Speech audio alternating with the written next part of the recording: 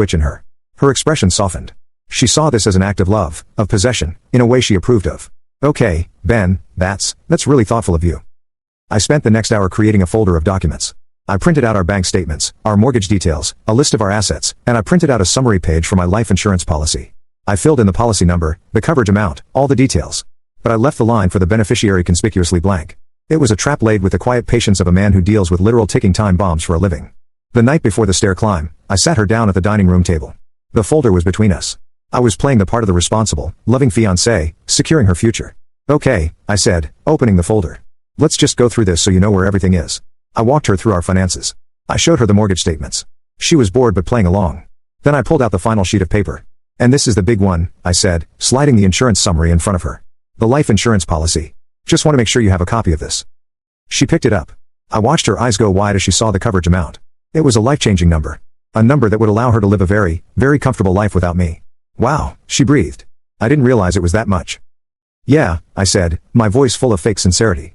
I want to make sure you're taken care of if I fall off a ladder or something. So that last line there, the beneficiary. I just wanted to write your name in for our official records. So it's all in one place. She beamed at me. It was the most genuine happy smile I'd seen from her in months. It was the smile of a woman who had just won the lottery. Of course, baby. I picked up a pen. I held it over the blank line and then I stopped. I looked at her, my face a mask of sudden confusion. Actually, I said, tapping the paper. There's a problem with that. I can't. Her smile faltered. What do you mean you can't? Well, I began, choosing my words carefully.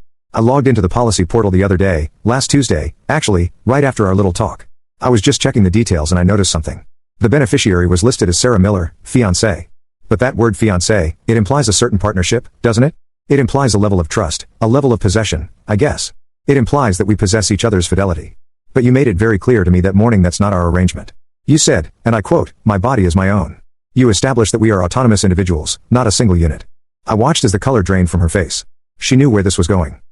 So listing you as my fiancé would be a form of fraud, I continued, my voice still calm and even. It's not an accurate description of our relationship based on the terms you set. So, I corrected the error. I updated the policy to reflect our new autonomous reality. I changed the beneficiary to my brother Michael. She just stared at me, her mouth slightly open. The smug, victorious woman from last Tuesday was gone, replaced by a pale, horrified stranger. You're absolutely right, Sarah, I said, putting the cap back on the pen. Your body is your own. You are free to do whatever you want with it. But my life, my future, and the financial security that comes from my very dangerous job, that's my own, too. And I've decided to leave it to someone I can trust completely. The meltdown was everything you would imagine. The tears, the screaming, the accusations. She called me manipulative. She called me a monster. She said I had been planning this all along. No, I said calmly. You planned this. You just didn't think